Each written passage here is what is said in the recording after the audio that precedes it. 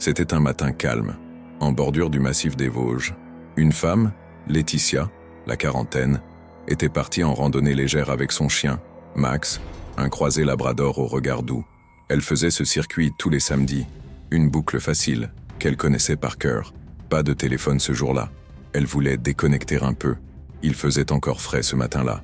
L'air avait cette odeur particulière de mousse et de terre mouillée. Les branches craquaient doucement sous les pas, et on n'entendait que ça, les pas et la respiration calme du chien. Rien n'annonçait le moindre danger.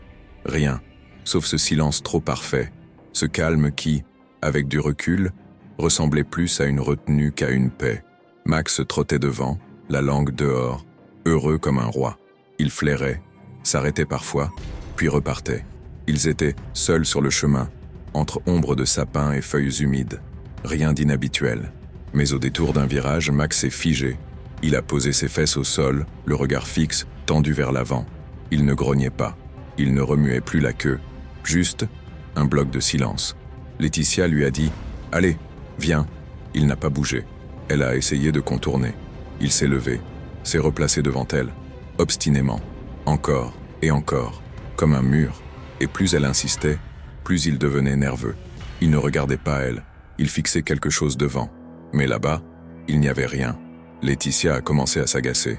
Elle a levé la voix. « Max, j'ai pas le temps pour tes caprices. » Mais quelque chose en elle a freiné. Ce n'était pas un caprice. Ce chien, elle le connaissait depuis 8 ans. Il n'avait jamais fait ça. Alors elle a regardé autour. Écoutez, rien, pas un bruit. Même les oiseaux s'étaient tus. Juste le vent dans les arbres. Et le regard tendu de Max. Elle a contourné doucement, fait quelques pas prudents dans la direction qu'il fixait. Et là, elle l'a vu. Une cassure dans le sol, à peine visible. Un trou étroit, une sorte de faille, recouvert de feuilles mortes. Invisible à l'œil nu, mais profond, très profond. Elle s'est penchée, un frisson dans le dos.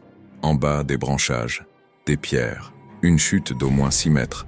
Si elle avait marché là, à l'endroit exact où Max l'avait bloquée, elle ne serait peut-être jamais remontée. Elle a failli s'énerver, vraiment. Et puis quelque chose l'a arrêtée. Une image qui lui est revenue. Un souvenir presque effacé. Quand elle avait 11 ans, un garçon de sa classe était tombé d'un talus en randonnée. Il l'avait retrouvé trop tard. Elle se souvenait encore du hurlement de la mère. C'était loin, mais cette image est remontée comme une bouffée d'air glacé.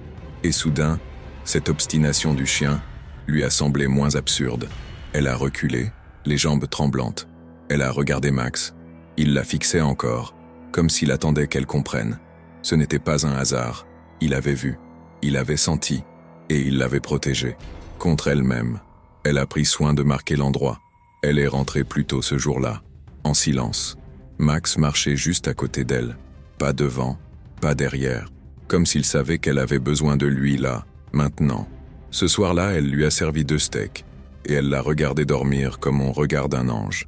Le lendemain, elle a contacté les agents forestiers pour signaler la faille, afin qu'aucun promeneur ne se blesse là où elle aurait pu tomber. Parfois, les miracles ne viennent pas du ciel.